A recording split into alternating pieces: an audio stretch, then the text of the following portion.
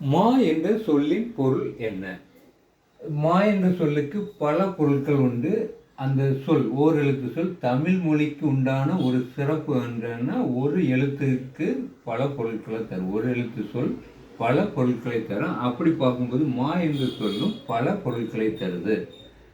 மா என்றால் என்ன பொருளெல்லாம் தருதுன்னு தெரிஞ்சால் மட்டும்தான் நம்மளால் அந்த கொஸ்டினுக்கு ஆன்சர் பண்ண முடியும். மாவுக்கு பல பொருட்கள் உண்டு. ஒவ்வொரு பொருளும் நமக்கு தெரிந்தால் மட்டுமே நம்மளால் ஆன்சர் பண்ண முடியும். அப்படின்னா அந்த பொருட்களை கண்டிப்பாக நம்ம படித்து ஆகணும். மா என்றால் மரம் என்ற ஒரு பொருள் உண்டு.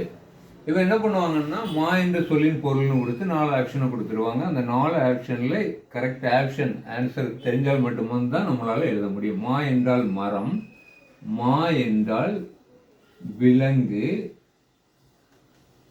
மா வீரன், மா மனிதன் அப்படின்னா பெரிய பெரிய மனிதன், பெரிய வீரன் அப்படி குறிக்கக்கூடிய சொல்லும் உண்டு. அது மட்டும் இல்லாமல் திருமகள், அழகு, அறிவு, அளவு, அழைத்தல், துகள்,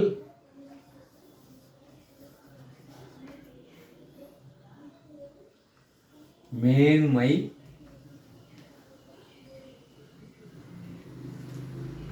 வயல்,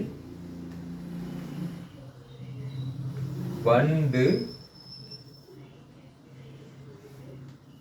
இப்படி பல பொருளை இந்த மா என்ற ஒரு எழுத்து மட்டுமே தெரியுது. அப்போ இவ்வளவும் நமக்கு தெரிந்தால் மட்டும்தான் இதுக்கு ஆன்சர் ஃபைண்ட் அவுட் பண்ண முடியும் அல்லது எழுத முடியும். இது அடிக்கடி டிஎன்பிஎஸ்சி அண்ட் டிஆர்பியில் கேட்கக்கூடிய கொஸ்டின். மறக்காமல் படித்து வச்சுக்கிறேன். மீண்டும் ஒரு அற்புதமான வீடியோவில் சந்திப்போம். நன்றி, வணக்கம்.